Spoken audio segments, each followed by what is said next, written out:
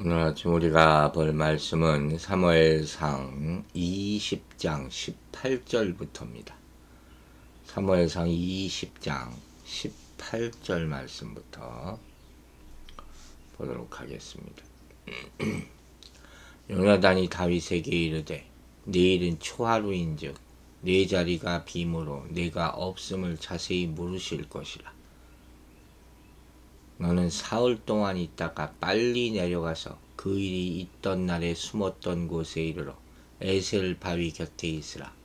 내가 관역을 쏘려 함같이 화살 셋을 그 바위에 쏘고 아이를 보내어 가서 화살을 찾으라 하며 내가 짐짓 아이에게 이르기를 보라 화살이 네 이쪽에 있으니 가져오라 하거든 너는 돌아올지니 여호와께서 살아계심을 두고 맹세하노니 내가 평안 무사할 것이요 만일 아이에게 이르기를 보라 화살이 네 앞쪽에 있다 하거든 네 길을 가라 여호와께서 너를 보내셨음이니라. 너와 내가 말한 일에 대하여는 여호와께서 너와 나 사이에 영원토록 계시느니라 하니라. 다윗이 들에 숨으니라. 초하루가 되매 왕이 앉아 음식을 먹을 때 왕은 평시와 같이 벽 곁 자기 자리에 앉아 있고 요나단은 서 있고 아브넬은 사울 곁에 앉아 있고 다윗의 자리는 비었더라. 그러나 그 날에는 사울이 아무 말도 하지 아니하였으니 이는 생각하기를 그에게 무슨 사고가 있어서 부정한가 보다 정령이 부정한가 보다 하였음이더니 이튿날 곧 그 달의 둘째 날에도 다윗의 자리가 여전히 비었으므로 사울이 그의 아들 요나단에게 묻되 이새의 아들이 어찌하여 어제와 오늘 식사에 나오지 아니하느냐 하니 요나단이 사울에게 대답하되 다윗이 내게 베들레헴으로 가기를 간청하여 이르되 원하건대 나에게 가게 하라. 우리 가족이 그 성읍에서 제사할 일이 있으므로 나의 형이 내게 오기를 명하였으니 내가 네게 사랑을 받거든 내가 가서 내 형들을 보게 하라 하였으므로 그가 왕의 식사 자리에 오지 아니하였나이다 하니 사울이 요나단에게 화를 내며 그에게 이르되 폐영무도한 계집의 소생아 내가 이새의 아들을 택한 것이 내 수치와 내 어미의 벌거벗은 수치됨을 내가 어찌 알지 못하랴. 이새의 아들이 땅에 사는 동안은 너와 네 나라가 든든히 서지 못하리라. 그런즉 이제 사람을 보내어 그를 내게로 끌어오라. 그는 죽어야 할 자이니라 한지라. 아멘. 자, 드디어 이제 요나단은 다윗을 살리려고 하는 그런 모습과 사울은 다윗을 죽여야겠다 하는 그런 말들이 충돌하고 있는 장면이 오늘 본문에 나타납니다. 이제 18절부터 보면 요나단이 다윗에게 꾀를 내는 거죠. 지금 왕의 식사 자리에 같이 없는 것을 어떻게 모면할 것인가 하는 것이죠. 근데 평소 식사 자리는 형편에 따라 참석 여부가 가려질 수도 있지만 월삭과 같은 절기는 반드시 참석해야 했거든요. 또 한 번 정도 빠지는 것은 용납이 될 수 있지만 계속해서 빠진다는 것은 당시 상황에서는 불가능한 것이었단 말이에요. 왕이 있는데 이유도 없이 참석을 안 한다? 그건 말이 안 되죠. 그러니까 이 월삭의 절기가 끝난 다음 날 이 다윗이 숨어 있던 곳으로 지금 이 요나단이 이 말을 전달하는 거예요. 그러니까 아마 또 사울 궁전 근처에 뭐 들판 어디겠죠. 에셀바이란 말이 나오는데 여기서 에셀이라는 말이 출발이라는 의미랍니다. 아마도 길의 방향 표시를 위한 표지판 역할을 한 그런 바위일 것으로 보여지죠. 그리고 20절부터 구체적인 도망치는 방법에 대해서 어떻게 알려줄 것인가 하는 거죠. 화살을 쏴가지고 그 화살이 내 쪽에 있으면 돌아오고 바깥쪽에 있으면 도망쳐라. 이런 얘기를 해주는 거예요. 요나단과 다윗 사이에 정보 전달 방법이죠. 어떻게 보면 유치하지만 그만큼 긴박했기 때문에 이렇게 한 것 같아요. 그래서 요나단이 화살 3개를 다윗 곁에 쏘고 아이를 보내서 이 화살을 주워오게 할 때 요나단의 말에 따라서 상황을 판단해서 돌아오든가 도망치든가 하라는 거예요. 그래서 화살이 내 이 편에 있다 하면 안심하고 돌아와도 되는 것이고, 앞편에 있다 하면 위기 상황이니까 빨리 피하라 하는 것이죠. 그러니까 이 요나단도 다윗을 만날 수 있는 기회를 얻지 못할까봐 지금 이런 어쩔 수 없이 이런 방법을 택하게 된 거죠. 내 길을 가라 그랬어요. 사울이 다윗을 죽이려 하기 때문에 도망치라 하는 것이죠.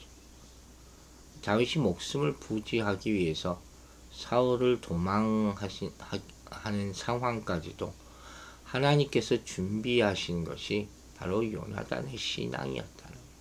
하나님이 이런 요나단의 신앙을 사용하셨다. 이게 주제예요. 오늘 말씀의 주제. 우리의 신앙은 사용하시는 거예요. 하나님. 누구든지 마찬가지겠죠. 이처럼 요나단은 모든 일의 배후에 하나님이 계시고 또 그 하나님께서 사랑하는 자들을 지켜주심을 굳게 믿었던 것이죠. 그래서 이 약속의 확실함과 진실됨을 이렇게 표현했죠. 여호와께서 사시거니와. 살아계신 하나님. 살아계신 하나님 앞에서 나는 약속한다. 이렇게 말하는 것이죠. 그리고 이 언약이 결코 변치 않을 것을 여호와 이름으로 재확인하죠. 너와 내가 말한 일이라는 것은 단지 사울의 의중을 다윗에게 전달하는 방법뿐만 아니라 다윗과 요나단 사이의 우정의 확인이에요. 이게 중요한 거죠. 그래서 여호와께서 영원토록 계신다 하는 것입니다. 우리 둘 중에 하나가 맹세를 깨트리면 하나님께서 증인과 심판자가 되신다.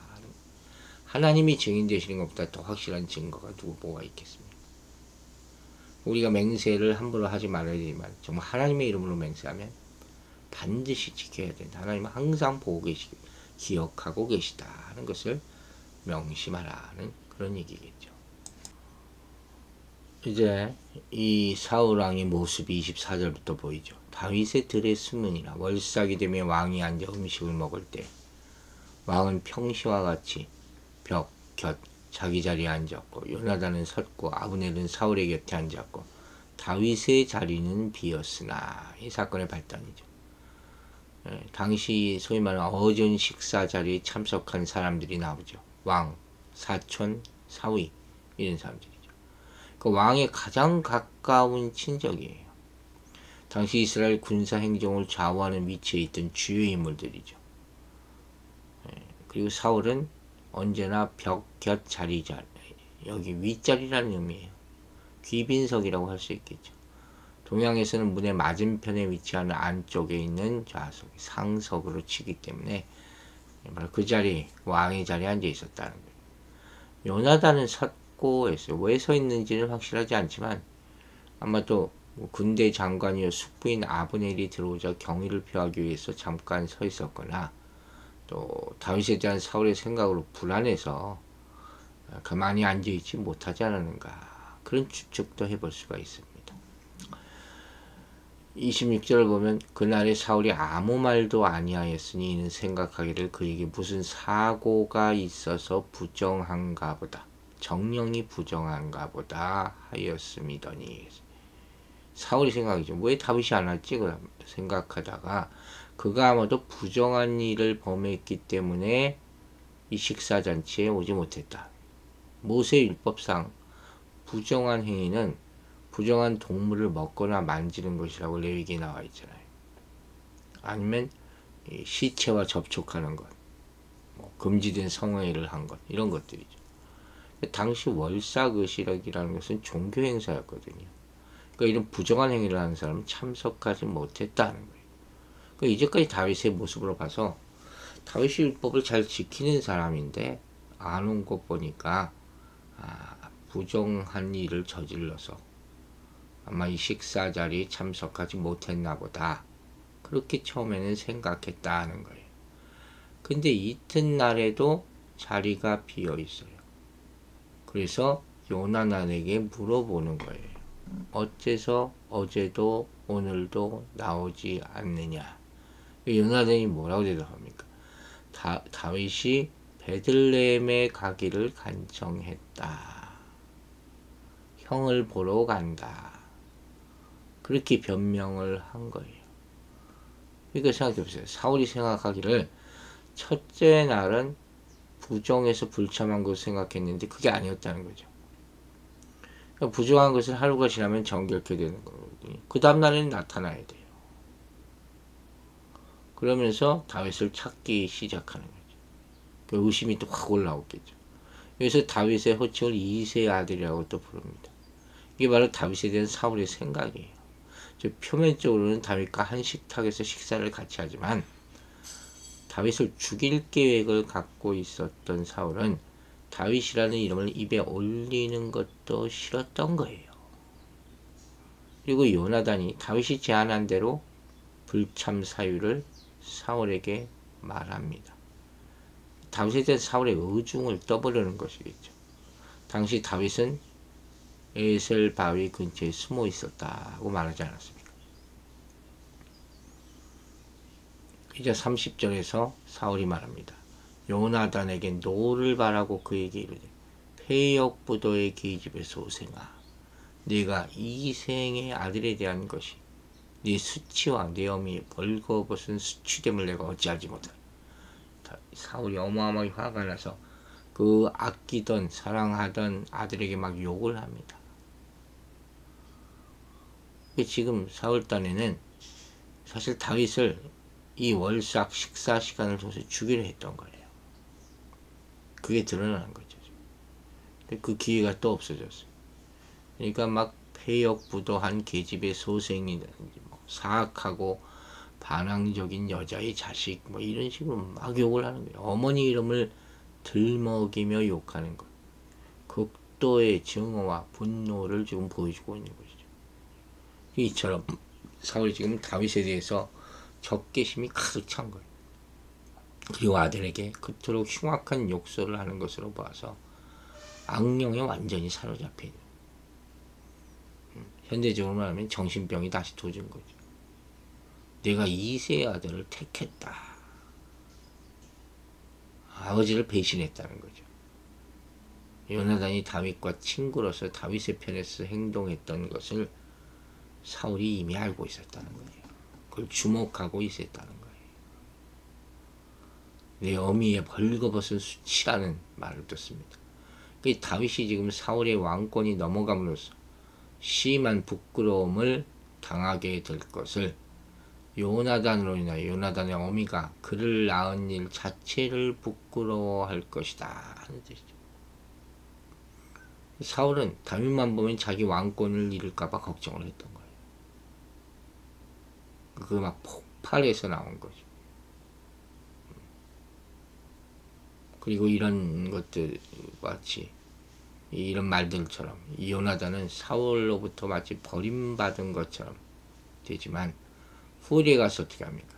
다윗은 하나님의 택함 받은 자로서 결국 왕에 오르게 되고 다윗은 요나단과의 약속을 지켜서 그의 가족을 돌봐줬다 하지 않았습니까? 정적들이 다 죽는데도 요나단의 아들은 살아나게 되죠. 그러니까 이러한 모습들이 다 하나님 앞에 부끄러운 모습을 보이는 사울이 다 드러나게 되는 거예요. 반대로 요나단은 하나님의 뜻을 바로 분별하고 우정과 의리가 깊은 자로 역사 속에서 남게 되는 것이죠. 마지막 31절에 이렇게 말합니다. 이새의 아들이 땅에 사는 동안은 너와 네 나라가 든든히 서지 못하며 그런즉 이제 보내어 그를 내게로 끌어오라. 그는 죽어야 할 자니라. 사울의 왕권이 다윗으로 말미암아 요나단에게 계승되지 못한다. 너와 네 나라가 든든히 서지 못한다. 사울도 알고 있었던 거예요. 그러나 지금 이렇게 말하는 것은 이러하여금 이 요나단의 이기심을 부추겨서 자신의 계책에 동참하려 한 거죠. 여러분, 이건 운명은, 정해진 운명을 바꿀 수는 없어요. 이건 할 수 없는 거예요. 그도 그 다음 왕권이 이미 다윗에게 이어질 것을 알면서도 이렇게까지 말을 하고 요나단에게까지 획책하는 것은, 이건 너무나 분명한 하나님께 대한 적대 행위예요. 하나님이 정해놓은 것을 자기가 어떻게 바꿀 수가 있습니까? 자신의 유익, 자신의 명예를 위해서 하나님의 뜻을 저버리는 이런 사울과 같은 사람, 결국 비참한 최후를 맞게 되는 거예요. 마지막으로 우리가 생각해 보아야 되는 거죠. 하나님의 뜻이 우리는 이루어지길 바랍니다. 말을 항상 그렇게 해요. 그러면서는 내 뜻대로 해 주시옵소서. 이게 우리 기도가 혹시 아닙니까? 이게 우리의 이중적인 모습이죠. 만약에 하나님의 뜻이 이루어지는 것과 자신의 뜻이 이루어지는 거죠. 뭐가 더 중요할까요? 뭐가 더 행복해질까요?